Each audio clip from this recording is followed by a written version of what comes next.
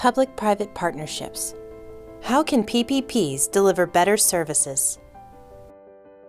The role of PPPs in infrastructure development.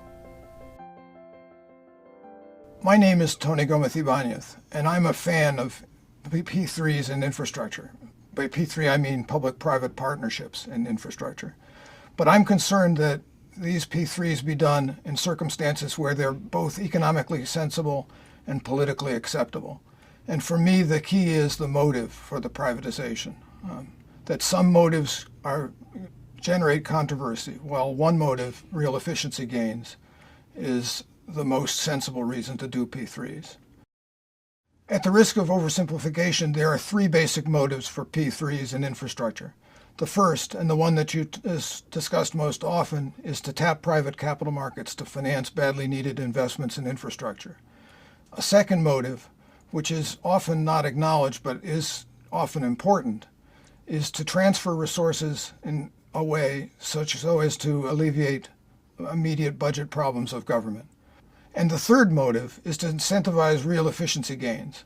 What I mean by real efficiency gains is transformations that allow you to produce more reliable or better outputs for the same inputs. And they're distinct from transfers, which just involve the transfer of resources from one party to another without necessarily making their use more efficient. These three motives tend to be associated with three different types of privatizations, or P3s.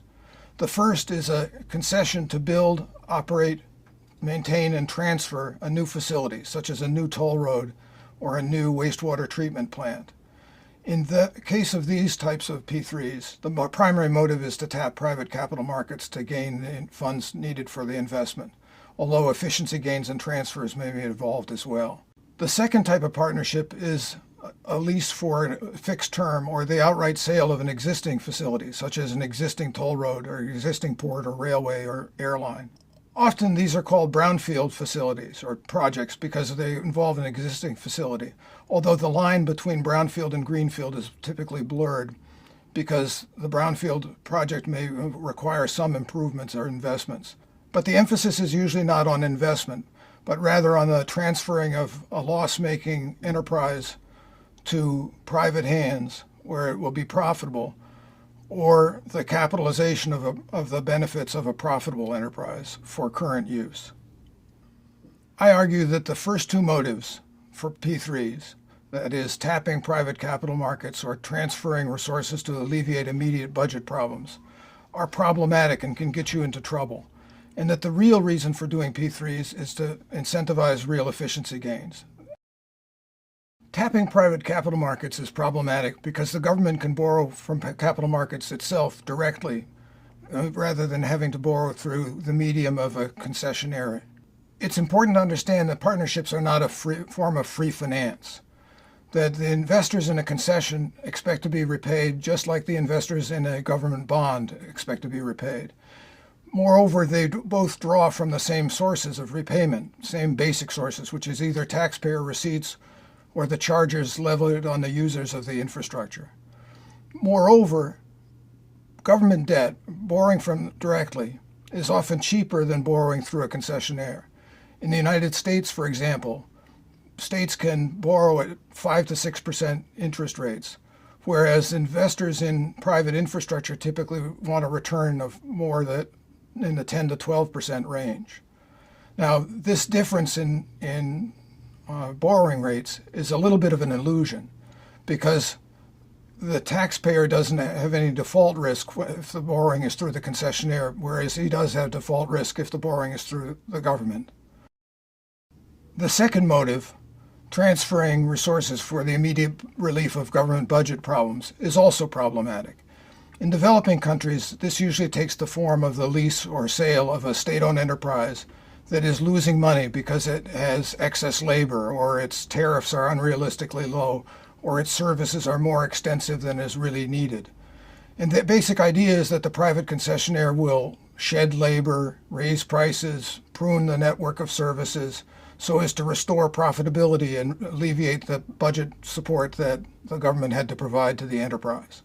In this case, the project essentially involves transfers from users who now have to pay more or labor which has to find a job, to taxpayers who no longer have to support the money-losing enterprise.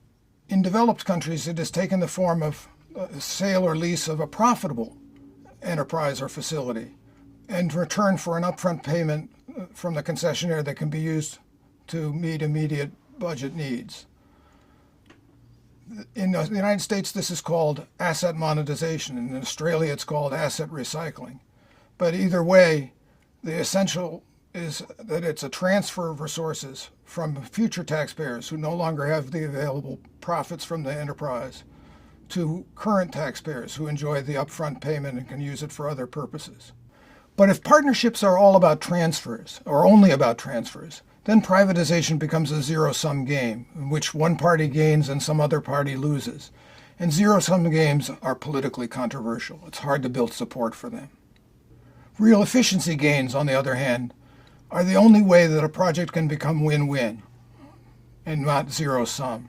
So real efficiency gains are politically very important in a P3 project. Real efficiency gains come from several sources. The first of these, and often the most important, is that there's a single person or enterprise that's responsible for both the building and the maintenance and the operation of the facility.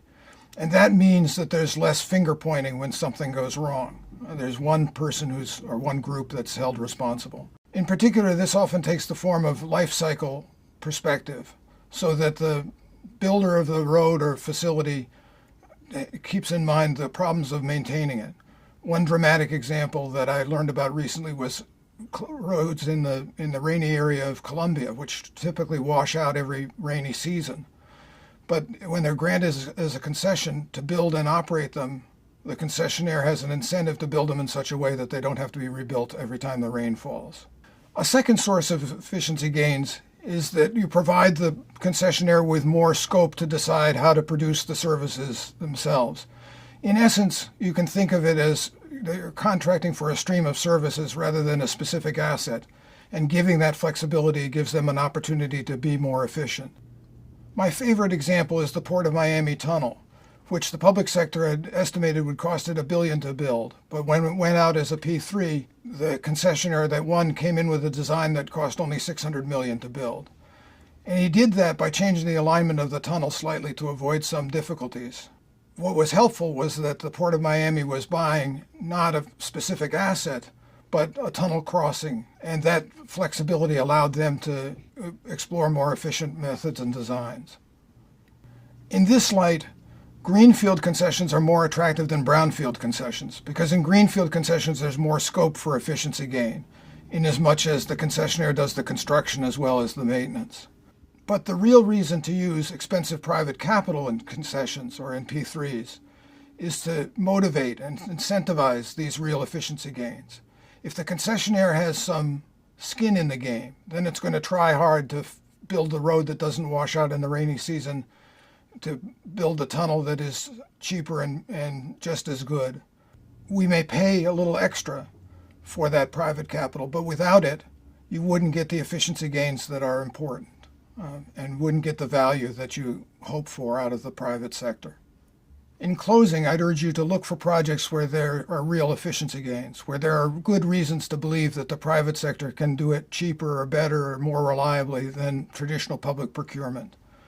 And you should shy away from projects which involve mainly transfers, because they're going to be politically controversial and difficult to manage.